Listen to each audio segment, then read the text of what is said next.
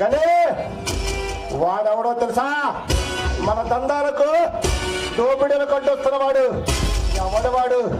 ఇంతకీ సెంట్రల్ నుంచి వచ్చిన ఆఫీసరా లేక సిబిఐ ఆఫీసరా?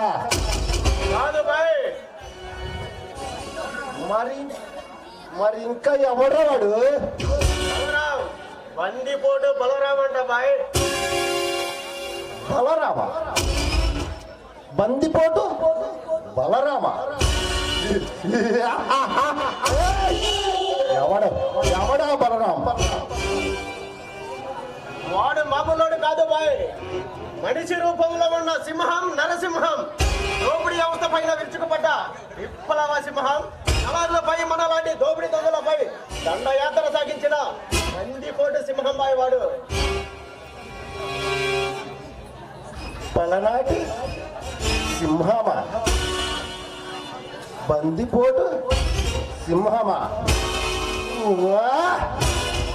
వాడు ఈ సింహంతో చెడుగుడు ఆడితే వాడి సమాధి ఇక్కడే కట్టిస్తా.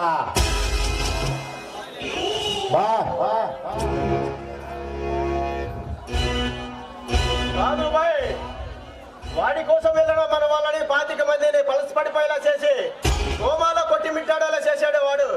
వాడి ఖర్చు చూస్తుంటే రాటు దిల్ల రౌడీ అయినా కులపదాగే గూండా అయినా పారిపోవాల్సిందే.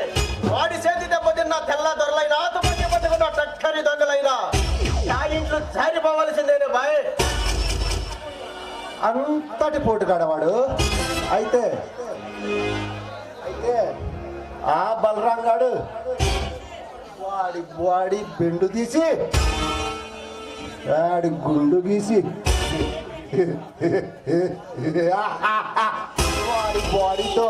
వాడి బాడీతో బ్రేక్ డాన్స్ చేస్తా. అదే ఈ రాకీ బాయ్ స్టైల్.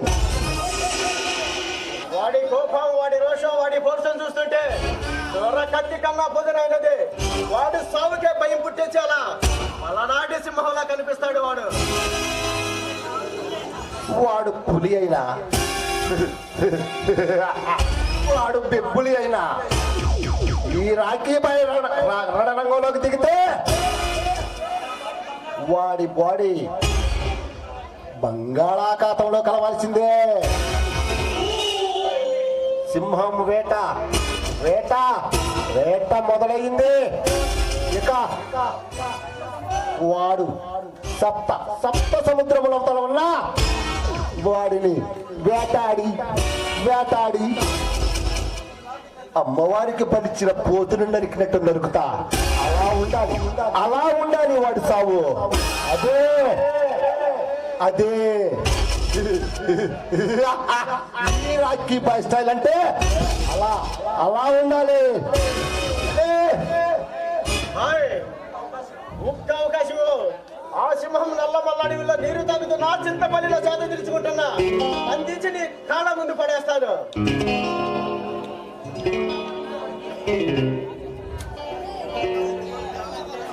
యమకింకరుడికి ఆటంటే ఏంటో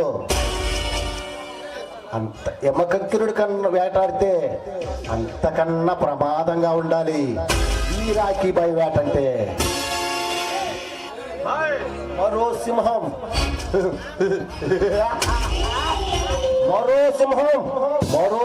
మనకి ఎదురు తిరగాలంటే వాడి ఒంట్లో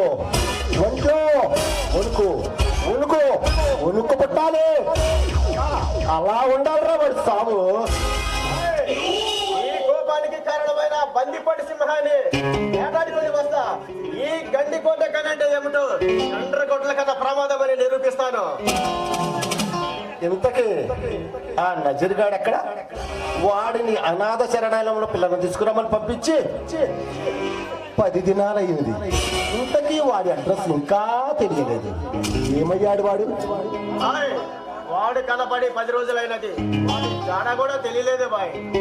అంటే మన బెగ్గింగ్ మాఫియానే డీల్ చేసి వాడిని అడ్డం పెట్టుకుని అనుభవించాలని చూస్తున్నారా వాళ్ళు?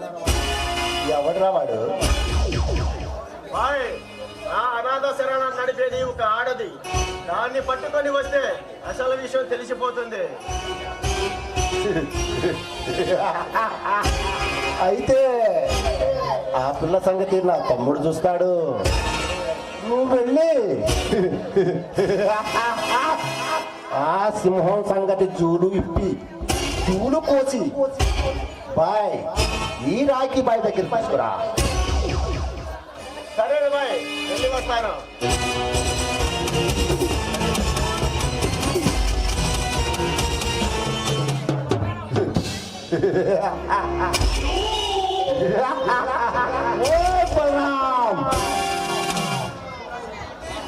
యముడు ఏట మొదలు పెట్టాడు. నీవు సప్త సముద్రములు వెనకాల ఉన్నా మరీ తీసుకొచ్చి ఈ బాపట్ల సెంటర్లోనే చంపుతా. అది ఈ రాఖీ బాయ్ స్టైల్.